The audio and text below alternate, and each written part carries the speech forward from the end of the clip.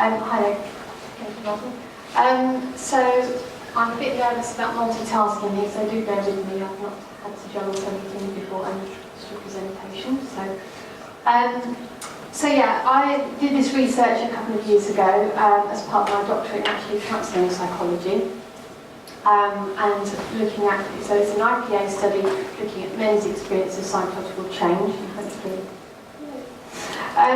So psychological change, as psychologists and psychotherapists, we are in the business of facilitating psychological change. And the definition I'm using here for psychological change, which you may or may not disagree with, but this is the one I use for the purpose of this research, is that there's a difference in the experience of psychological distress. What I found when I was looking for a subject to research for my doctorate was that actually, even though we're in this business of psychological change, it's actually a really under-researched area. We don't know much about what it is, and we actually don't know much about how it happens. This is in spite of the proliferation of research into psychological therapies and their effectiveness. In fact, you may or may not know that there are over 450 different psychotherapies at the moment, on the last count that I read, facilitating psychological change. And most of the research is focused on therapies and how effective they are. And what's happened is that they seem to be equally effective. This is known as the dodo bird verdict. Which is also controversial, but I won't go into that today. As a result of this similar effectiveness, Rosen and Davison have called for actually empirically supported principles of change, because they're saying that actually underlying these, there might be common psychological change processes underlying all these psychotherapies. Sorry about that. So in terms of why investigate psychological change without psychotherapy is what I should say there, sorry. The reason why this is important is because a lot of the research, as I say, has been carried out with change that happens within psychotherapy, and the problem with that is that the two processes are conflated. And obviously there are two different processes. You have the therapy process and then you have the change process. And the client is actually the site of change. And clients also, as research is now showing, principally change by themselves. And this is found in things like depression and also some post-traumatic stress disorder. Trauma, yes, trauma. So, for this reason, there's been a call for investigating change, naturally occurring change, that is, change without psychotherapy.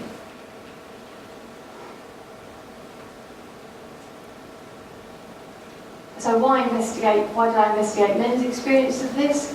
The reason is that even though there is only a small body of research into psychological change, as I say, it's an under-researched area itself, within that, it may come as no surprise to the people in this room that men are actually underrepresented in this area too. For example, in the two of the main studies that have been carried out into naturally occurring psychological change, the Higson and Mansell study in 2008, which is an IPA qualitative study with 6 participants, had only one male participant, and in the Giannakis and Carey study in 2011, they had a total of 7 participants and none were men. And they were the ones actually in their research recommended following the research on and investigating men's experience, which is what I did, and I'll go and talk about that. Also, the gender competence of clinicians has been found to be directly related to psychotherapy outcome. So that, it's really important then to investigate men's experience and to simulate this into therapy. So that when men actually do attend therapy, they can be served even better. So details of my particular study is, as I say, I replicated the Giannakis and Carey study. I had 10 participants. It's a qualitative study, which is usually small. The participants' age ranged between 23 to 55 years old. and they'd all overcome a problem at least 6 months previously. That was the inclusion criteria. And the problems that they'd overcome without the help of therapy included alcohol addiction, bereavement, redundancy, interpersonal issues and other issues. I used semi-structured interviews conducted and used the same interview structure that was done in the previous study, and I transcribed and analysed them using IPA. And here's what I found. So the main themes on the left-hand side had various sub-themes. So the first theme that was part of their experience of psychological change was they coped with the problem. And within that, they had sub-themes of issues of control, being supported by others, and distracting their thoughts from the problem. Then they appeared to reach turning points or experience turning points, some of which involved a threshold and becoming motivated to address the problem. They then addressed the problem, and that included thinking and taking action. And then, as part of their experience, they appraised the experience positively. So the themes we found was that they learned from the experience. That was a really strong theme, and they also experienced identity change. So they had a past self versus a new enhanced self as a result of this psychological change that they've gone through. Time was also a theme. They experienced sudden moments of change as well as change as a gradual process.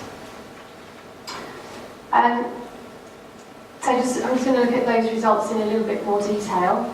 So as I mentioned, to begin with, they coped with the problem. They felt powerless to address their problem, and they initially coped by distracting their thoughts. And I just want to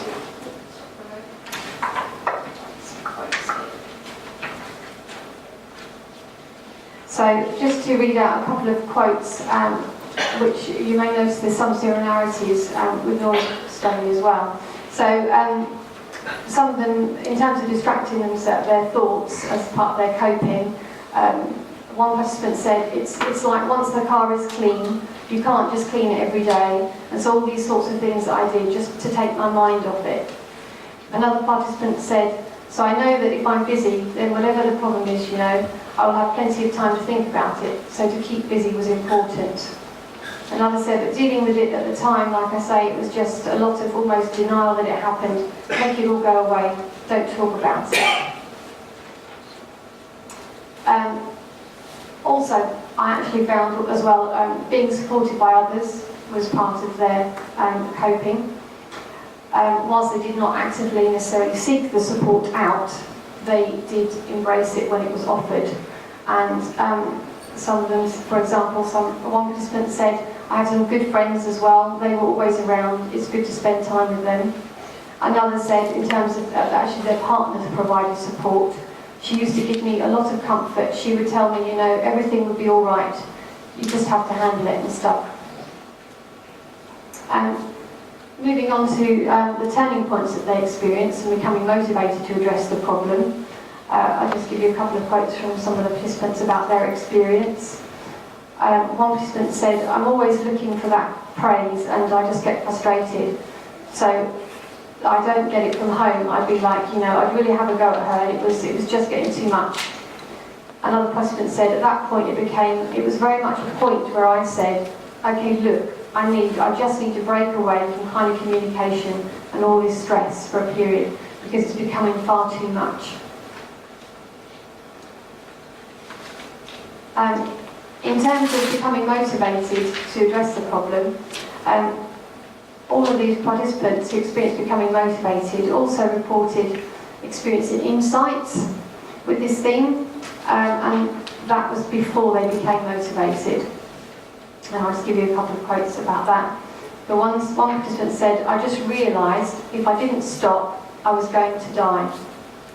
Another said, there was this period before I made the decision to do that, but it did take a while to kind of open my eyes to that. And the last one said, never want to be like that, but I think with her pointing it out to me, because she did point it out to me, I start to think, oh yeah, I am like that. It led to sort of sat with her and said, how can I get over it? So, as a result, insight appeared to be a prerequisite of becoming motivated. Then a period of tackling the problem followed, and this took basically action or cognitive and action orientated problem solving strategies which they devised themselves. Sorry, I just have to find my place here.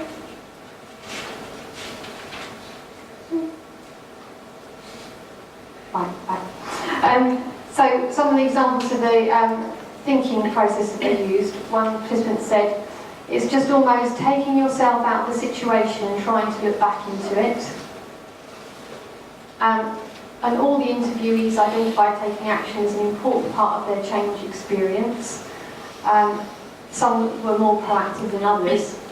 One participant who overcame addiction to alcohol actually devised his own behavioural strategy, and that was supplementing alcohol with lemonade. So he said, "I used to buy boatloads and boatloads, I'm talking boatloads, cheap lemonade, which is basically carbonated water with citrus powder, and I used to use it every time I wanted to drink," which I thought was really creative, actually. Another individual used a strategy to address his issues. He used journaling and sought help from his girlfriend. So he said, "If I got a diary and wrote things down that you could possibly read, would that help? Would you be more willing to have a read of it? And then could you think of some answers that you could possibly write back?" Which again I thought was creative and a really interesting point. Yes, as I mentioned before, other results are that it was both a sudden moments of change, a gradual experience of change, and they learned from it.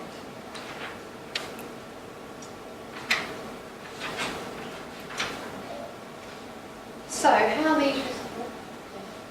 how these results, I told you I was going to have challenges with multitasking. How these results compare to the study that I replicated. So, there are some similarities with the previous study. Giannakis and Carey also found themes relating to identity, threshold, desire to change, and the thinking process. And the psychological change experience involved both the gradual component and sudden moments. However, I haven't actually written it on here, but to give you some of the differences within those particular themes, even though they found those themes, there were slight differences between my study and their study. So, for example, although Giannakis and Carey found that they did experience, they had a change, there was a threshold and a desire for change. In their study, the desire for change and motivation happened before the insight occurred.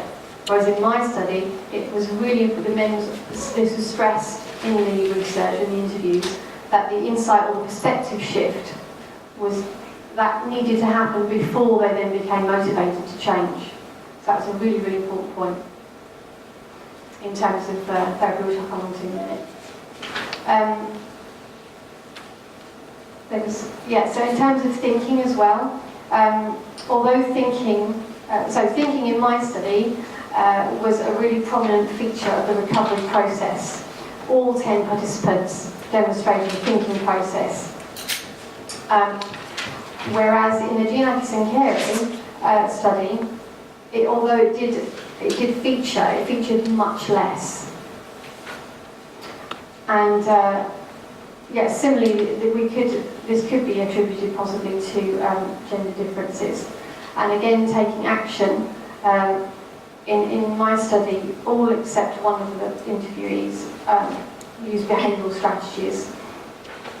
Whereas in the Giannakis and Carey study, this did feature, but again, it was a very small theme, unlike in my study where it was a major theme, and it was only within their theme of agency and action. So again, that could be down to gender differences.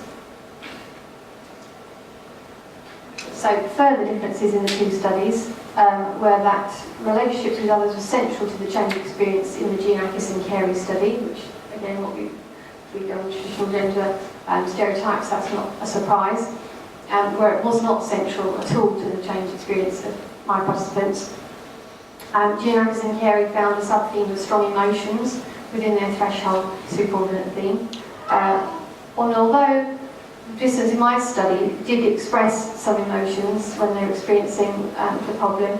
There wasn't enough strong emotions, they didn't come through as a theme, again, which probably doesn't surprise us in the group. And appraising the experience positively was not identified as a theme in the previous study, but it was in my study. So, what does this mean for us as clinicians, those are clinicians? The clinical implications of the findings of my study are that it is really, really important, it seems, to help clients experience insights or shift in perspective about their problem. So give them some time and space to have those and help facilitate that prior to becoming motivated to address the problem. So prior to trying to implement any behavioural change or behavioural activities, it seems important to facilitate the insight first, or perspective shift first. The other thing is, obviously, which most people do anyway, but again, this links on to what Laura was saying previously about CBT being a popular choice for men. The fact that thinking and taking action is central to the participants in this study as part of their change experience, that naturally lends itself to CBT as long as the C comes before B in the therapy. So again, allowing them to think it through was a very common theme that they mentioned. A lot of the interviewees mentioned part of their thinking process was thinking it through. They really found it helpful to think things through and to take a step back.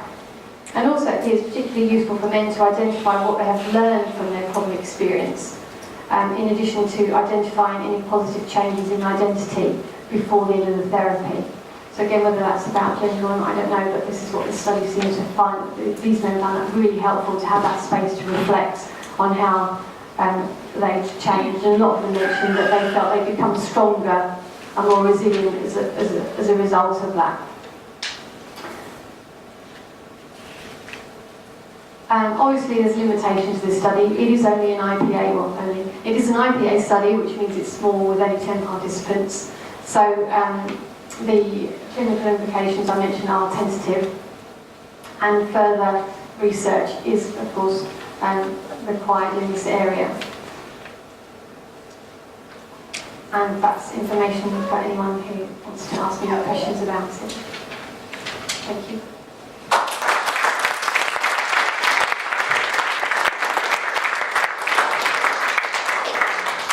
Thank you very much, Catherine. A quick question, Bruno?